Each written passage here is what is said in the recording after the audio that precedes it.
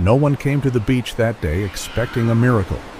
They came out of curiosity, out of rumor, out of word that a massive whale was lying on the cold sand, slowly dying.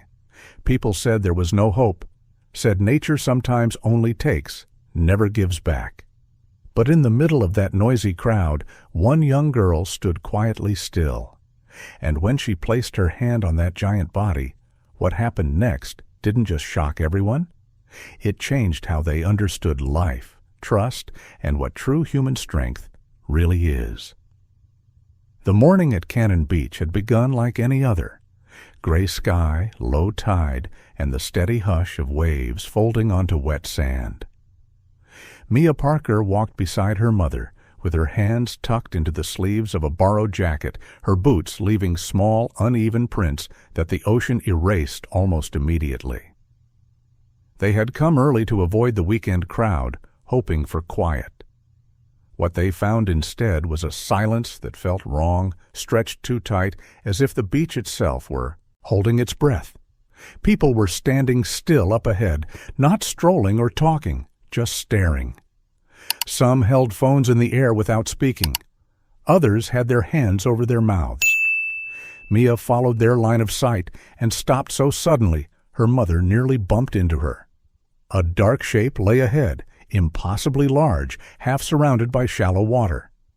At first, Mia couldn't make sense of it. It looked like a piece of the ocean had been dragged onto land and forgotten there. Then she saw the curve of the body, the slow rise and fall that was almost too faint to notice, and she understood. It was a whale, not the distant kind she had seen in books or far out at sea, breaking the surface like a moving island. This one was close enough to see the texture of its skin, the pale scars tracing old stories across its massive side. Each breath came with effort, a low, strained sound that carried across the sand. The tide was out, and the water barely reached its belly. Someone near them whispered, "It's too late." Mia felt her chest tighten. She took a step forward, then another, until her mother's hand closed around her wrist. "Don't," Erin said, her voice sharp with fear. "Mia, stay back." A uniformed ranger moved along the edge of the crowd, urging people to give space. A temporary line of cones marked a boundary no one was supposed to cross. Beyond it, the whale lay exposed, enormous and helpless, the sun already beginning to dry its skin. A truck idled farther up the beach. Somewhere, a radio crackled. Mia barely heard any of it. She was watching the whale's eye. It was open, not wide, not rolling, just open enough for her to see the dark, glassy surface reflecting the sky. There was no rage in it, no wild panic. What she saw instead was something quieter, something that unsettled her far more. A tired awareness, as if the whale knew exactly where it was and exactly how wrong that place was. "It's looking at us," Mia said. Her mother shook her head. "Sweetheart, you don't know that." But Mia did know. She had seen animals up close before, dogs at the shelter, injured birds brought into school by well-meaning kids.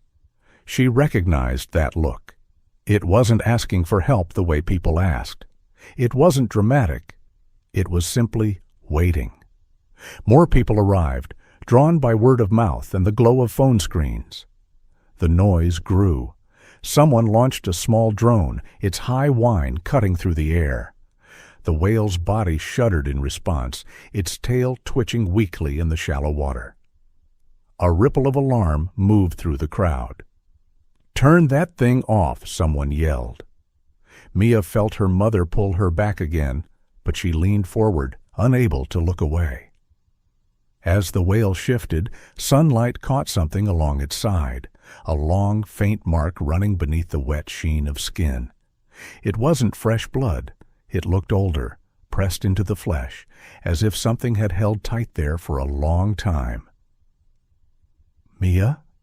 Erin said, "Lower now?" "We shouldn't be here." Mia didn't answer. She was counting the breaths without meaning to. 1, 2. Each one seemed slower than the last. A man near the ranger muttered, "They never survived this. Not this size." The words landed heavy, final. Mia's throat burned. She had the sudden, unreasonable thought that if everyone would just stop talking, if the air would calm and the machines would quiet, something might change. She didn't know what. She only knew that the whale was still breathing, and as long as it was, the story wasn't over. Another shallow wave rolled in, barely lifting the whale's weight before sliding away again. The body settled deeper into the sand.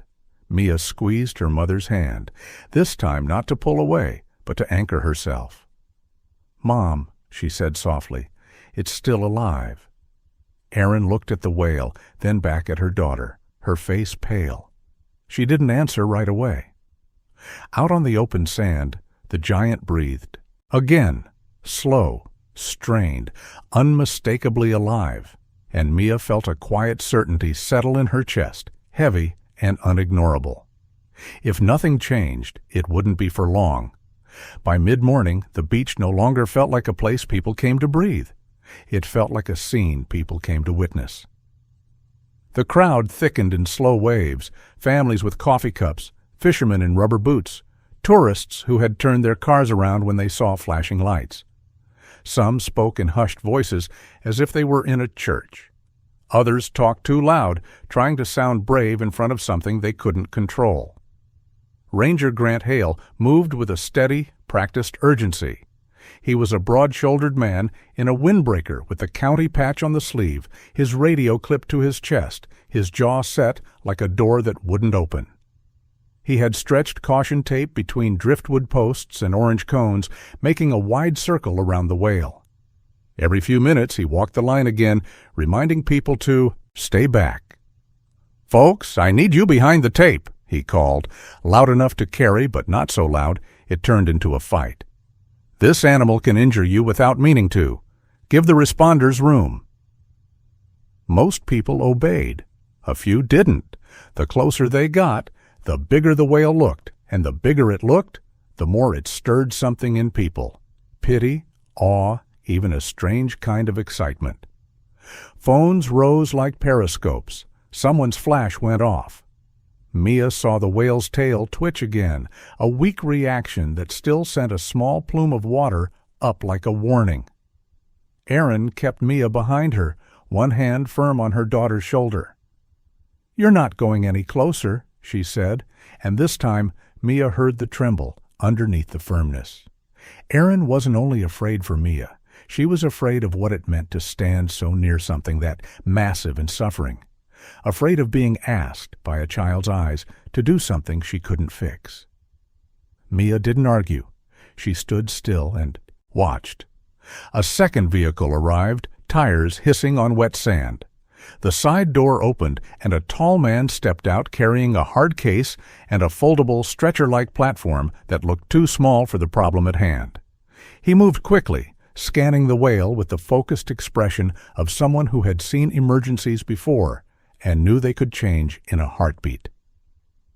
"That's Dr. Bennett," a woman near Mia murmured, as if saying a name made things more hopeful. "Marine biologist?" Dr. Noah Bennett approached the edge of the boundary and stopped, not from fear, but from respect. He crouched, watching the whale's breathing, counting with his eyes the same way Mia had. His hair was windblown, his face lined from sun and salt, and when he spoke to Ranger Hale, his voice was calm in a way that made other people quiet down. "We need less noise," Dr. Bennett said. "No drones, no one near the blowhole, and nobody touching it unless I say so." Ranger Hale nodded. He turned, scanning the crowd until his eyes locked onto the whining drone hovering too low over the whale. "Bring it down," he ordered. The drone operator protested, something about being careful, about having a right to film. Hale didn't raise his voice. He didn't have to. "Now," he said, and the word carried the kind of authority that comes from knowing the worst can happen fast. The drone rose, then drifted away. The sound faded. For a brief moment, the beach felt a fraction quieter. The whale's tail stopped twitching.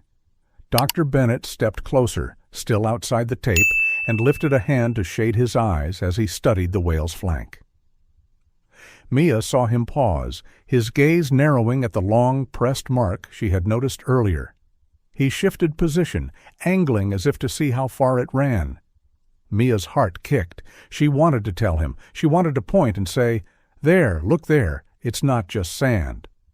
But her mother's hand was still on her shoulder, and the tape between them might as well have been a wall. Behind them someone muttered, "They should tow it out. Get a boat. Hook it up." Another voice snapped back, "You'll rip it apart doing that." The argument grew, quick and hot, like people needed to fight about something because doing nothing felt unbearable. Then, without warning, a man in a baseball cap ducked under the tape. He moved with that reckless confidence of someone who believed good intentions were the same as good judgment. He jogged toward the whale with a bucket in his hands, splashing water as he ran. "Hey!" Ranger Hale barked, and the word cut through the air like a siren. He started forward, but the man was already too close. The whale reacted before anyone reached him. Its body tensed. The tail slapped hard enough to send a sheet of water up, and the shallow sand under the man's feet turned slick. He stumbled, arms flailing, the bucket flipping out of his hands. The crowd gasped as one. Mia felt Aaron jerk her back. Her own stomach dropped, not out of fear for the stranger, though that was there, but out of fear for the whale. The sudden movement, the panic, the noise, everything Dr. Bennett had warned against was happening all at once. Ranger Hale grabbed the man by the back of his jacket and yanked him away from the danger zone with the kind of strength that comes from training and anger. "Are you out of your mind?" Hale demanded, voice low and furious. "You want to get killed? You want to make this worse?" the man stammered. "I was just trying to help." "Then help by staying back." Dr. Bennett had gone still. He watched the whale's breathing now, his face tightening. The breaths came faster, then uneven, like the animal was trying to decide whether to fight or surrender. The eye that Mia had been watching rolled slightly, and for the first time she saw something like fear ripple through that dark surface. Dr. Bennett turned to Hale. "This is the danger," he said quietly, as if to keep his own voice from adding to the chaos. "Stress kills them.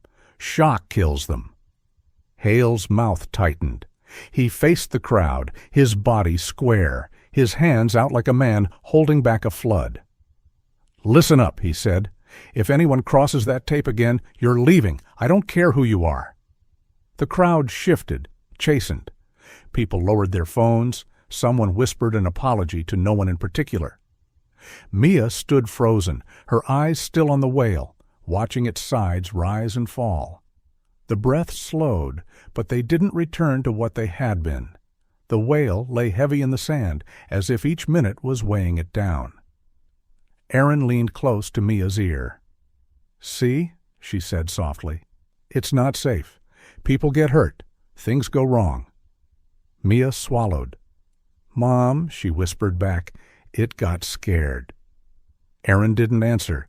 She stared at the whale, and for a moment her face softened into something Mia rarely saw, helplessness.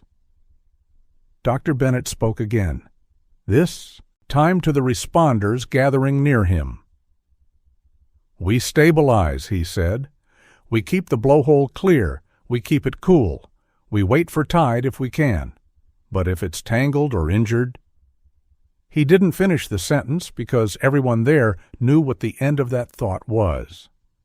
Mia watched him look again at the long mark on the whale's side. His eyes lingered as if the shape of it didn't match his first assumptions. Then he looked up at the waterline, the rocks farther out, the way the current moved. Something about his posture changed. He was no longer only reacting. He was thinking ahead. The wind picked up, carrying salt and cold.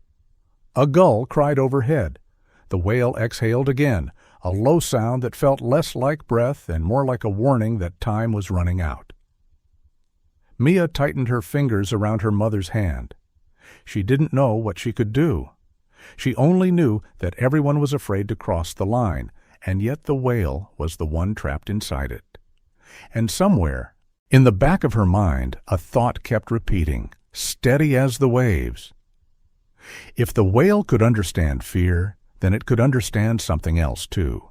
If it could be frightened by careless hands, maybe it could be calmed by gentle ones. But for now, no one crossed the line.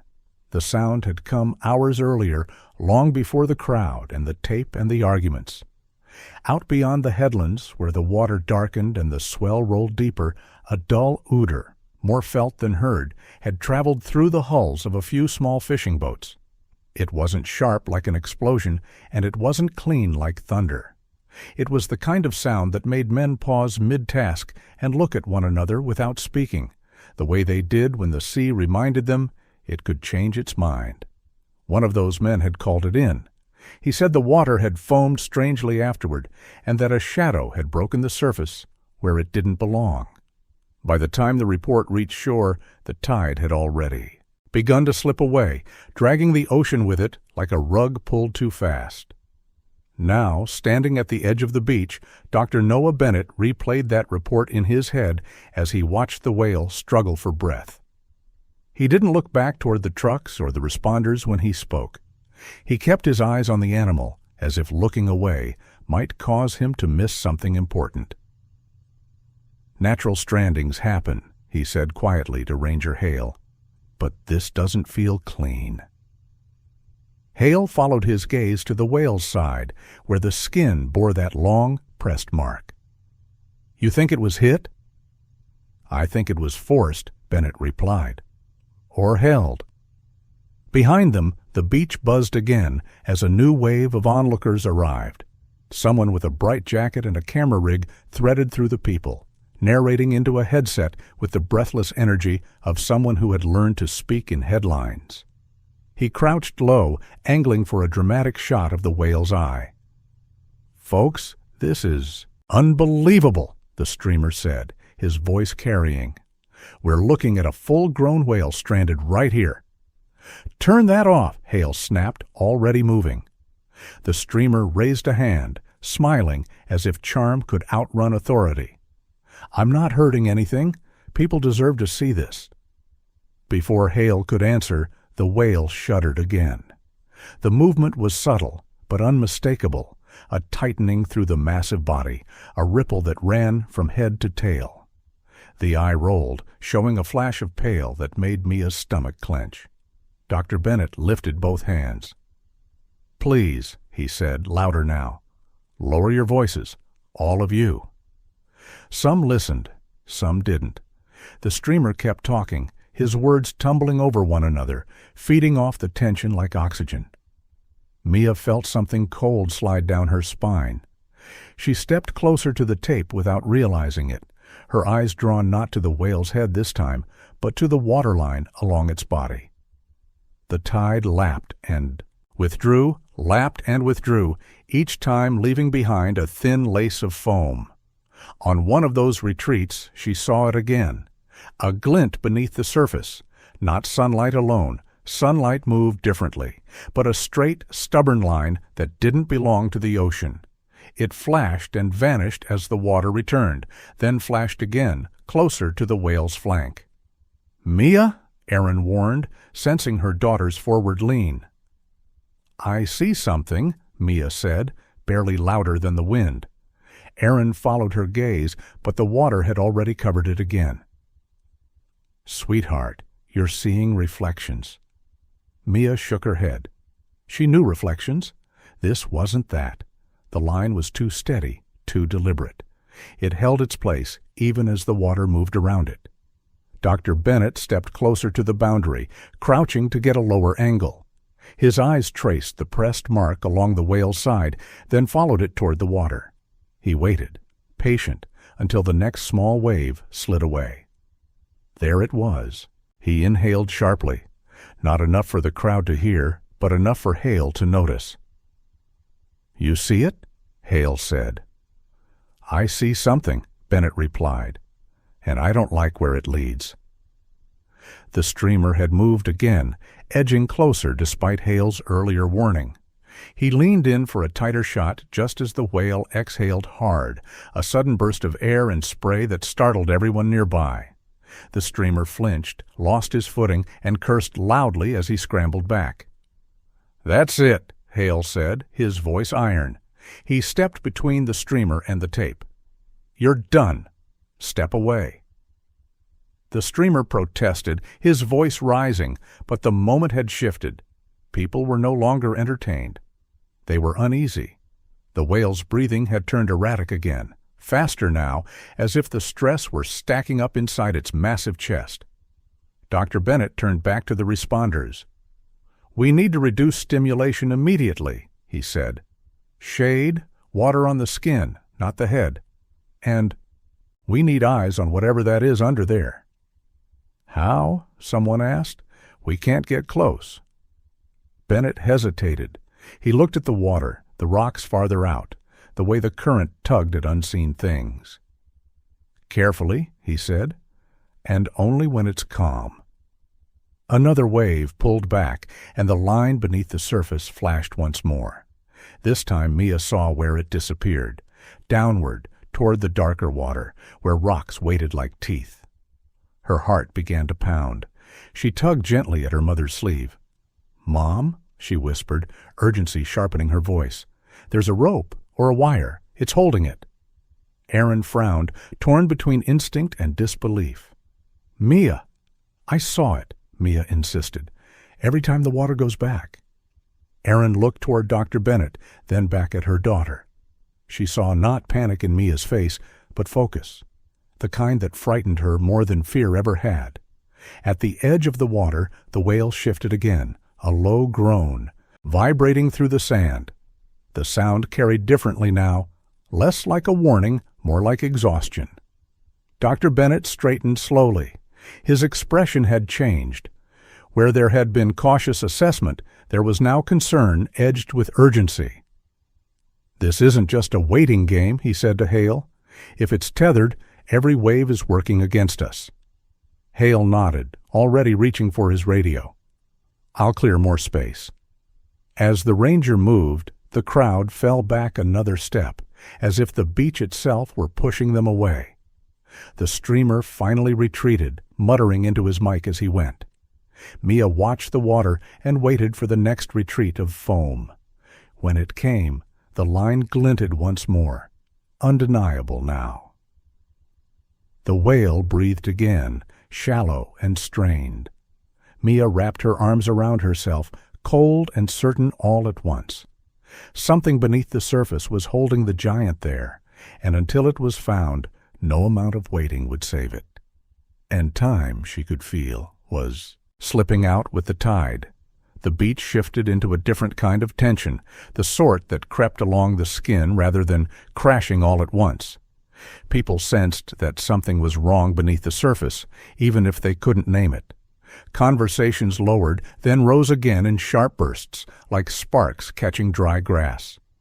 Everyone wanted to do something. That, Dr. Bennett knew, was the most dangerous impulse of all. Responders moved with renewed purpose. A canvas tarp was raised to cast shade over the whale's exposed side, held steady against the wind by two volunteers who braced their feet in the sand. Buckets of seawater were passed hand to hand, poured slowly along the thick skin to keep it from drying and cracking. Dr. Bennett watched every movement, correcting small mistakes with quiet urgency. "Not the head," he reminded them. "Never the blowhole." Ranger Hale stood a few yards back, scanning the crowd. He could feel the pressure building, people leaning forward, murmuring suggestions, pointing toward the water. The idea that something was holding the whale stirred a different kind of energy. Waiting felt like negligence now. Action, even reckless action, began to sound like courage. A man in a heavy jacket stepped up beside Hale. "If it's tied, cut it," he said. "I've got a knife." Hale shook his head. "You don't even know where it is." "Doesn't matter," the man shot back.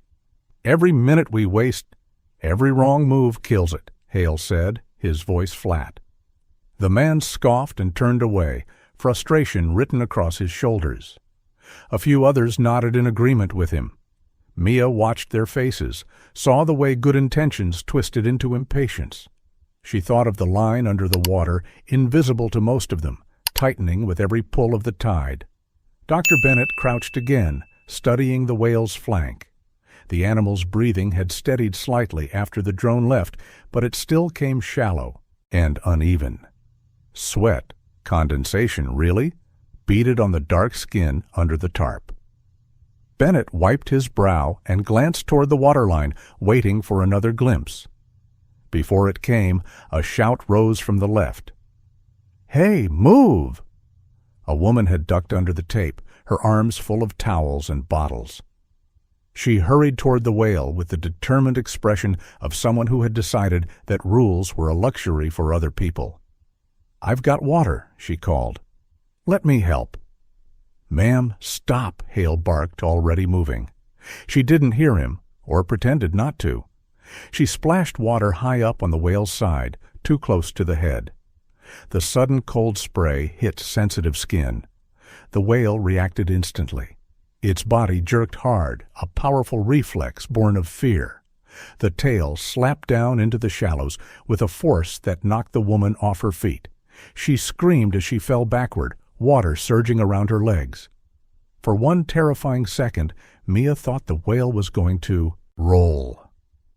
Hale reached the woman just in time, grabbing her arm and hauling her clear as the whale's massive body settled again with a low, grinding sound against the sand. The ground seemed to tremble.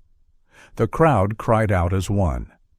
"Everyone back!" Hale roared, fury finally breaking through his control. "Back! Now!" Dr. Bennett had gone pale. He watched the whale's breathing spike, saw the eye roll again, the muscles along the flank tightening in a way that told him the animal was slipping closer to shock. "This is exactly what I warned about," he said, not shouting, but his voice cut through the noise all the same. "Stress on top of stress. It can't take this."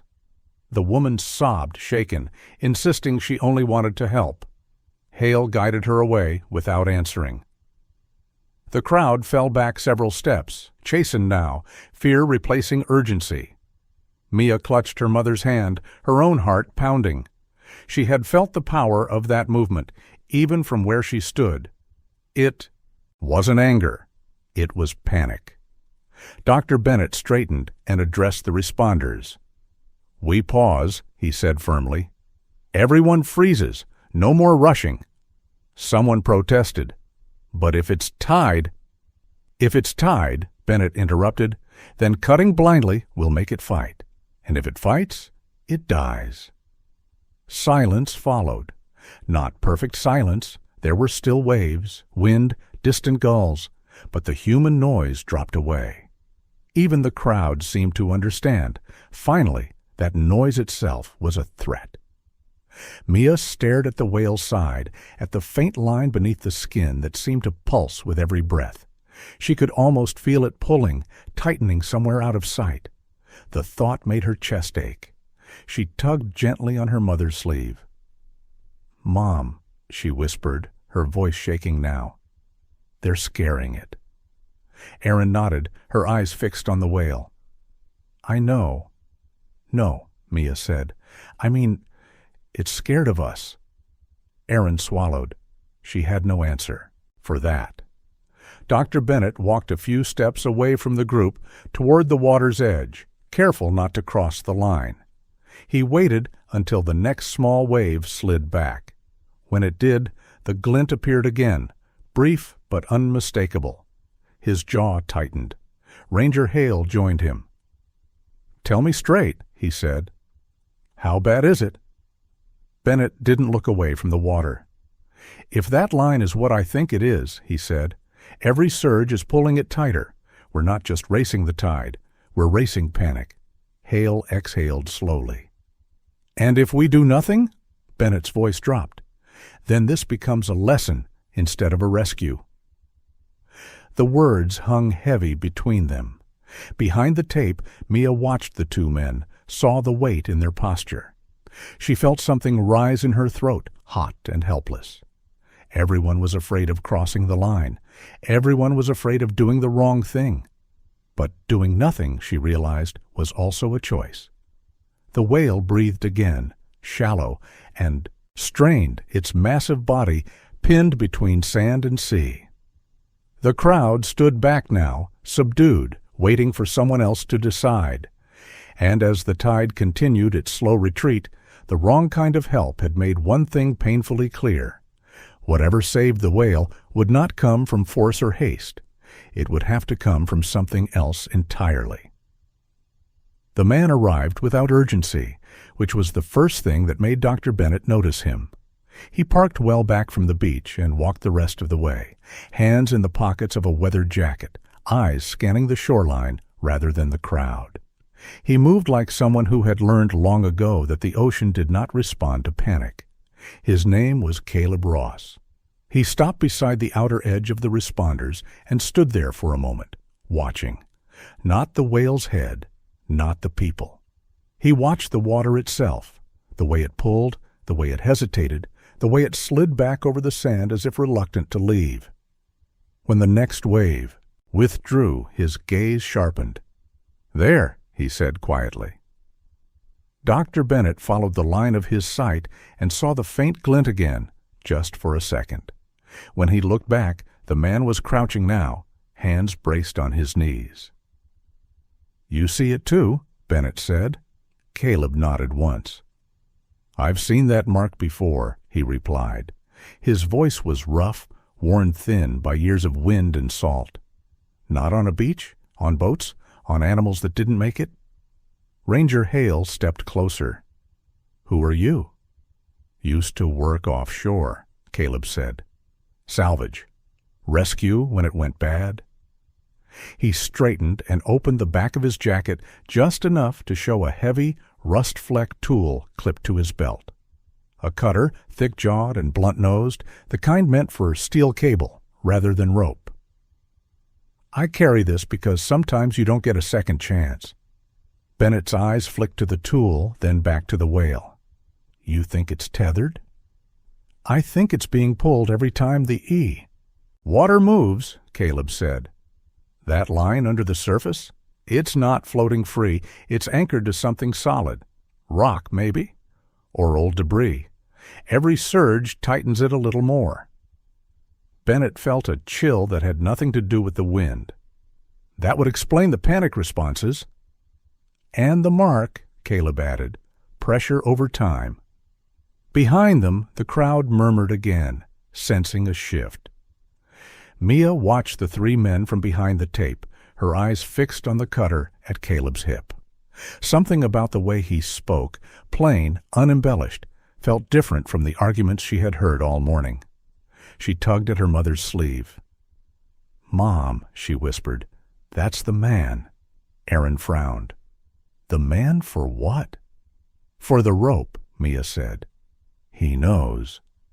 Aaron hesitated, then looked where Mia was pointing. She saw the seriousness on Dr. Bennett's face, the way Ranger Hale leaned in despite himself. She felt the knot in her chest tighten. Caleb crouched, again studying the water. "Problem is," he went on, "you don't just rush in and cut. If that whale feels sudden release, it could thrash or roll, and anyone near it goes under." Bennett nodded slowly. "So we need it calm." "Calm enough to trust you," Caleb said. "That's the hard part." A gust of wind lifted the tarp slightly, and the whale shifted beneath it, releasing a strained breath that rattled through its massive chest. Mia flinched at the sound. Aaron bent down to her level. "This isn't a movie," she said softly. "There are rules for a reason." Mia's eyes filled, but she didn't look away from the whale. "I know," she said, "but it's scared, and everyone keeps scaring it more."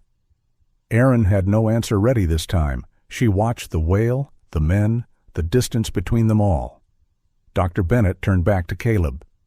"If we do nothing," he said, "it tightens until it can't breathe right," Caleb finished.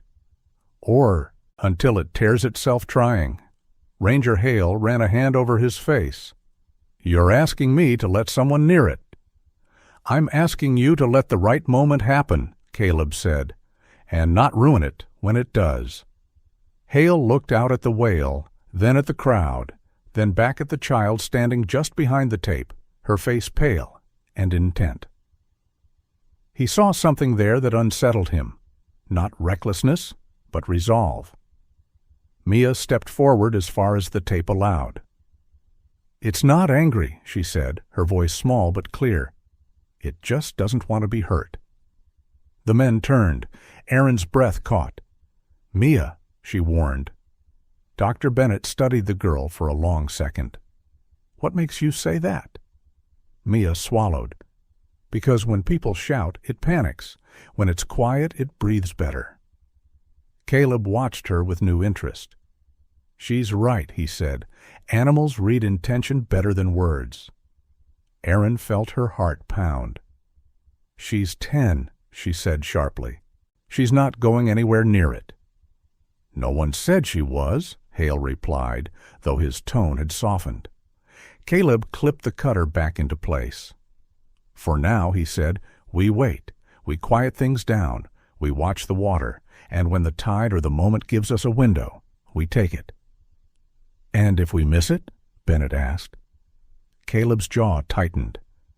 "Then this beach remembers something it won't forget." A hush settled over the group. The crowd seemed to sense it too, their voices dropping as if the air itself had grown heavier. Mia wrapped her arms around herself, shivering. She looked at the whale again, at the faint line beneath the surface, at the slow rise and fall of its massive body. Everyone was afraid to move, but fear, she realized, was already moving things in the wrong direction. Somewhere between the sand and the sea, the rope or wire or whatever it was, pulled again, unseen, and Mia felt a certainty settle in her chest, stronger than fear and harder. To ignore. If the whale was going to survive, someone would have to do more than wait, and whatever came next would change everything. The change came without warning. One moment the wind pressed hard against the tarp, snapping its edges like a flag. The next, it eased, as if someone had turned a dial. The air softened, the waves smoothed out into longer, steadier rolls. Even the gulls drifted farther down the beach, their cries fading into the distance. Dr. Bennett felt it immediately. Years on the water had taught him to recognize those rare pauses, brief openings the ocean sometimes offered, not out of kindness, but out of indifference. He lifted his head slowly, listening. "Right now," he said under his breath. Ranger Hale followed his gaze. The crowd, sensing the shift, grew quieter on its own. Conversations died mid-sentence. Phones lowered. The beach did not fall silent, but it settled into something close enough to feel deliberate. Caleb stepped nearer, stopping well, short of the tape. He watched the waterline, counting the seconds between each pull and retreat. "We won't get long," he said. "Maybe minutes." Dr. Bennett nodded. "Then we do nothing reckless." He turned to the responders and spoke carefully, choosing words as if they might spook the moment itself. "No more movement near the head, no shouting, no rushing water. We keep the shade steady and the noise down. Let it feel the difference." A volunteer reached instinctively for a bucket, then froze, remembering the warning. He set it down without being told. The whale's breathing changed. Not dramatically. Nothing about this animal was dramatic now, but noticeably. Each inhale grew a fraction deeper, each exhale less strained. The massive body sank heavier into the sand, not from panic, but from fatigue finally allowed to rest. Mia felt it too, that subtle easing, like a room exhaling after an argument. She stepped closer to the tape, her hands clenched in front of her. Aaron noticed, but didn't pull her back this time. Dr. Bennett crouched again, eyes on the whale's flank. When the next wave slid away, the line beneath the surface glinted, clearer than before. He could trace it now, downward, toward darker water and rock. "It's still pulling," he murmured, "but not as hard." "Because it's not fighting," Caleb replied. Mia swallowed and found her voice. "Because it's not scared right now." The men looked at her. Aaron's breath caught. Dr. Bennett studied Mia, then the whale, then the space between them. "You said earlier it breathes better when it's quiet," he said. Mia nodded. "When everyone stops." Caleb shifted his weight. "Animals don't understand our plans," he said.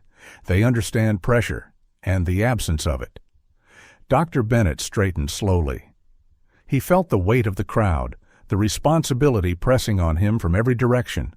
Protocols, liability, the thin line between a rescue and a tragedy. He also felt time slipping away with each gentle wave. Mia looked up at him, her eyes steady despite the cold. "If it's scared of people," she said, "how will it know we're not trying to hurt it?" The question hung in the air, simple and devastating. No one answered right away. Aaron found her voice at last. "Mia," she said softly, "this isn't your responsibility." Mia nodded, but she didn't look away from the whale. "I know," she said, "but it's still scared." Caleb exhaled slowly. "There's a way," he said, careful. "Not a good way. A possible one." Hale turned to him. "Say it." Caleb kept his eyes on the whale. "One person, low profile, small, no sudden movement, no touching the head or the wound, just presence, long enough for it to settle." Aaron stiffened. "Absolutely not." "No one said who," Caleb replied. Dr. Bennett felt his pulse quicken. He knew where this line of thought led, and he hated how much sense it made. "The goal wouldn't be contact," he said, thinking aloud. "It would be reassurance. If it stays calm, it may stop pulling against the tether." "And if it panics?" Hale asked. "Then we pull back immediately," Bennett said. "No heroics." Aaron shook her head. "You're talking about risking a life." "We already are," Bennett said quietly, and then he softened his tone. "But not a child's. Not like this." Mia listened, her breath shallow. She looked at her mother, saw the fear there, raw and protective. Then she looked at the whale, at the eye half open beneath the tarp, reflecting the gray sky. "It won't be scared of me the way it's scared of adults," she said. "I'm not loud. I'm not big." Aaron crouched in front of her, gripping her shoulders. "Mia, listen to me. You don't know what it might do." "I know what it's doing now," Mia replied, her voice trembling but firm. "It's giving up." The words landed hard. Bennett closed his eyes for a brief moment, feeling the weight of the decision press against his ribs. He opened them and looked at Hale. "We're out of clean options," he said. "Only careful ones." Hale stared at the sand, then at the water, then at the child standing behind the tape. He thought of reports he'd written, of accidents that replayed themselves in his sleep. He also thought of the whale's breathing, slower now, steadier, as if waiting. "5 steps," he said finally. "No closer. If anything changes, you stop." Aaron's heart slammed against her chest. "No," she said, almost pleading. Mia reached for her mother's hand. "I won't go fast," she said. "I promise." The wind held its breath. The waves rolled in and out, steady as a metronome. Dr. Bennett nodded once, as if sealing something fragile. "Quiet," he told the crowd. "All of you." And for the first time that morning, the beach obeyed. Mia lifted one foot and stepped forward. The tape brushed her jacket as she passed beneath it. Aaron's hand slipped from hers, unwillingly, and Mia felt the cold air rush into that empty space. Behind her, no one spoke. Ahead of her, the whale breathed, and with that single step across the line, everything changed. Mia moved the way she had been taught to approach skittish animals at the shelter. Slow, sideways, never straight on. She kept her eyes lowered at first, aware of every sound her boots made in the wet sand. Each step felt louder than the last, though the beach remained utterly still. Even the waves seemed to soften, as if the ocean itself were watching. 5 steps. She stopped where Ranger Hale had said to stop. The whale lay just beyond her, close enough now that she could feel the heat of its body rising through the cool air. The smell was stronger here, salt and life and something ancient she didn't have words for. She knelt, careful not to sink too quickly, and placed her hands flat on her thighs to steady the trembling she could no longer hide. Behind her, Erin stood frozen, her fingers clenched together so tightly they ached. Dr. Bennett watched the whale's breathing with a focus so intense it bordered on prayer. Caleb's hand hovered near the cutter at his belt, not touching it, not yet. Mia lifted her eyes. The whale's eye was open again, the dark surface glossy and wet. For a heartbeat, neither of them moved. Mia felt a strange, quiet certainty settle over her. Not that she was safe, but that she was seen. "It's okay," she said, barely above a whisper. Her voice sounded small in the open space, but it carried. "I'm not going to hurt you." She extended one hand, palm down, letting it hover in the air for a moment. She remembered what Dr. Bennett had said. No head, no wound. She reached instead for the broad curve of the whale's side, where the skin was smooth and warm beneath the damp sheen. When her fingers made contact, the world seemed to pause. The eye. Whale did not flinch. It did not thrash. It did not pull. Its breath came out in a long, low exhale that vibrated through Mia's arm and into her chest. The sound rolled across the sand, deep and steady, like the ocean remembering itself. A murmur rippled through the crowd, quickly stifled. No one dared break the spell. Mia rested her hand there, not pressing, not stroking, simply being present. She spoke again, the words forming slowly, instinctively. "You're not alone," she said. "We're here." The whale's breathing changed. Dr. Bennett saw it immediately. The shallow, uneven rhythm smoothed, lengthened. The tight muscles along the flank softened, just enough to notice. He glanced at Hale, then at Caleb. "It's calming," Bennett murmured. "It's actually calming." Caleb nodded, eyes never leaving the waterline. "That's it," he said. "Stay right there." Mia felt the warmth beneath her palm, felt the subtle shift as the whale settled deeper into the sand. She became aware of her own breathing and slowed it deliberately, matching the long inhales and exhales beneath her hand. She didn't know if the whale could feel that, but it felt right. Another wave slid in and retreated. This time, the line beneath the surface didn't snap tight the way it had before. It eased, slackening for a fraction of a second as the whale stopped pulling against it. "There," Caleb said, urgency threading through his calm. He stepped closer to the water's edge, careful, measured. "I can see it clearly now." The rope or wire or cable was visible for a longer stretch than before, drawn up by the angle of the whale's body. It ran from the pressed mark along the flank down into the water, where it caught on a dark shape among the rocks. Dr. Bennett's pulse pounded in his ears. "If it moves, it won't," Caleb said. "Not if she stays." Mia heard them, though the words felt distant. Her focus had narrowed to the simple act of keeping her hand steady, her voice low. "That's it," she whispered. "You're doing good." The whale did something then that no one expected. Slowly, deliberately, it shifted its weight, not away from Mia, but toward her.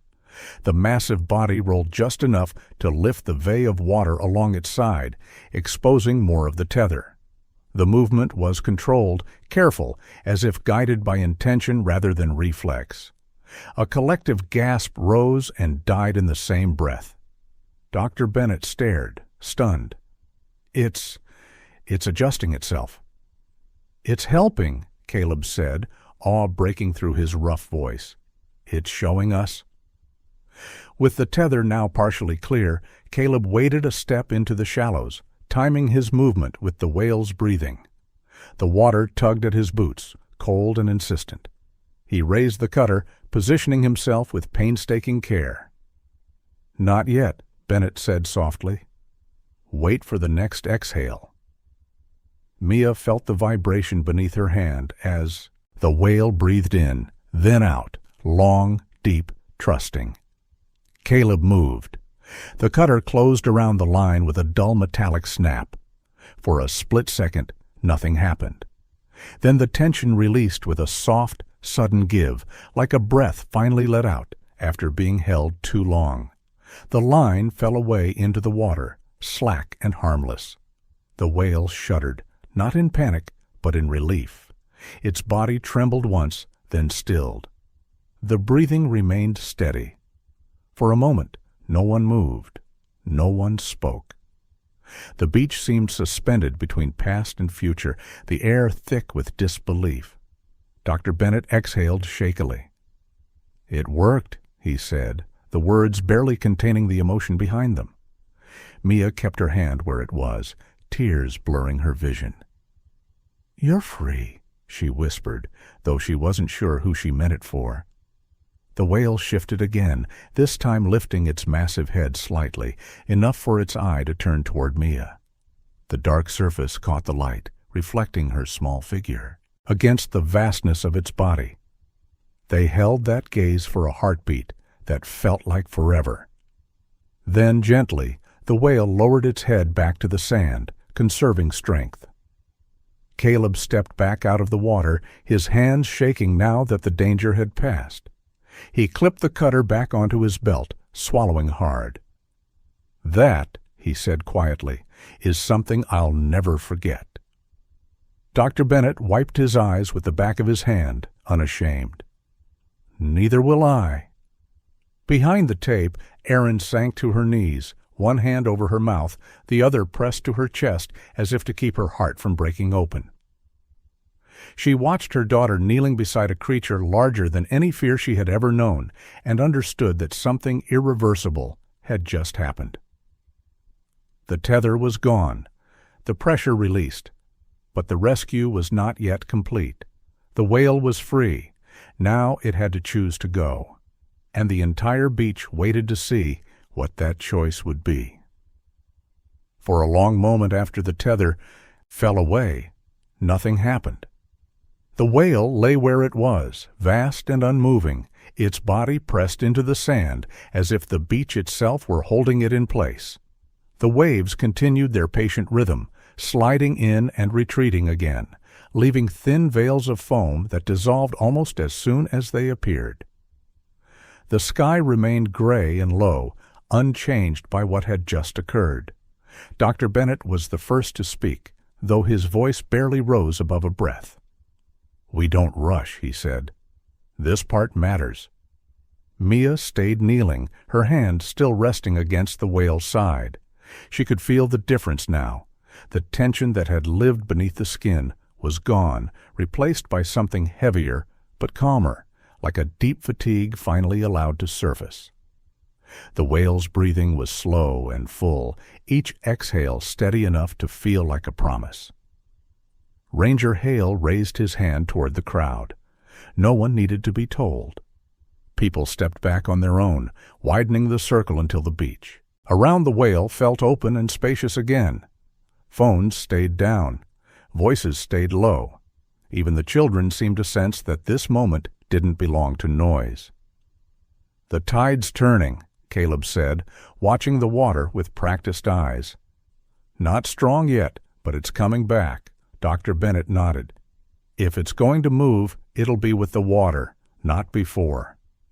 Mia swallowed and slowly lifted her hand from the whale's side. The warmth lingered in her palm as if the contact had left an imprint. She shifted backward on her knees, careful, deliberate, just as she had been taught. She did not turn her back. She did not hurry. When she reached the line Ranger Hale had marked in the sand, she stopped. "It's okay," she said softly, not to anyone in particular. "I'm right here." The whale remained still. Seconds passed, then a minute.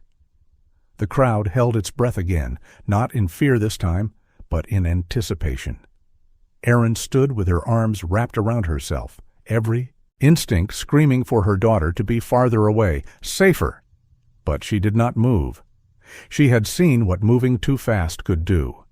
A larger wave rolled in, lifting higher along the whale's side than the others before it. The water lingered this time instead of pulling straight back. It cupped the massive body, testing its weight. The whale responded with a breath unlike any it had taken all morning. It was deep and forceful, the sound carrying across the beach like a low bell. The ground beneath Mia's knees vibrated faintly. Sand shifted. Water surged. "There," Caleb murmured. "That's the one." The whale began to move, not with panic, not with thrashing force, but with effort and intent. Its tail pressed into the water, using the returning tide as leverage. The body lifted a fraction, then settled, then lifted again as another wave arrived. Dr. Bennett's heart pounded. "Easy," he whispered, though he knew the whale could not hear him. "Take your time." The next wave came stronger, wrapping around the whale's flank and lifting more of its weight free from the sand. The body slid an inch, then another, the movement so slow it was almost imperceptible. A collective gasp rippled through the crowd. Mia watched, tears streaming freely now. She pressed her hands together as if holding on to the moment itself. "You can do it," she whispered. The whale exhaled again, then pushed. This time the water carried it. The massive form slid forward, deeper into the surf, where the ocean could finally take over the work the beach had refused. Another wave followed, then another, each one claiming more of the whale back. When the body reached water deep enough to float, it paused, as if gathering strength. The head lifted, the blowhole clearing the surface cleanly. A spray of mist burst into the air, catching the light. The crowd erupted, then immediately fell silent again, as if embarrassed by the sound. The whale turned slowly, orienting itself, toward the open sea. For a moment it seemed ready to disappear without another thought. Then it stopped. The great body pivoted just enough for the whale's eye to break the surface again. It faced the shore, the line of people, the quiet space where Mia stood. For an instant that no one would ever forget, the whale held there, suspended between worlds. The eye turned, dark and reflective, and found the small figure on the sand. Mia felt it in her chest before she understood it with her mind. She lifted one hand, not waving, just raising it as she had before. The whale released one final, long breath. Then it dipped beneath the surface, its massive form sliding away into deeper water, leaving behind only ripples and a widening calm. The ocean closed over it as if it had never been there. No one spoke for a long time. Eventually, Dr. Bennett broke the silence. "That," he said, his voice thick, "was not a rescue we performed. That was a choice it made." Caleb nodded slowly. "It trusted," he said, "and then it left." Ranger Hale looked out at the open water, shaking his head in quiet disbelief. "I've been doing this a long time," he said. "I've never seen anything like it." Erin crossed the sand and pulled Mia into her arms, holding her tightly. Mia buried her face in her mother's jacket, her body shaking with everything she had been holding back. Erin didn't tell her to calm down. She didn't tell her she'd been brave. She simply held her, knowing words would only cheapen what had happened. As the crowd began to disperse, people spoke in hushed tones, as if leaving a sacred place. Some wiped their eyes. Others stood staring at the empty water, replaying the moment in their minds, already unsure they would ever fully believe it. Mia turned back once more before they left. The tide had erased nearly all traces of the whale's presence. The sand lay smooth again, innocent, ordinary. But Mia knew better. She knew that something immense had passed through that space, and that it hadn't been strength or force that set it free, but a moment of trust, offered quietly and accepted in return. And for everyone who had witnessed it, the truth lingered like the echo of a deep, fading song. Sometimes the most powerful thing a human can do is touch with care, and then step back and let the world choose what comes next. If this story moved you, even just a little, take a moment and let us know. Type 1 in the comments if you believe kindness can change a life. Type 0 if this story made you see the natural world differently. No long words needed, just a number is enough. And if you'd like to keep hearing true stories like this, stories about quiet courage, unexpected trust, and the deep connection between humans and animals, please consider subscribing to the channel. There are many more stories waiting to be told. We'd be honored to share the next one with you. Thank you for watching.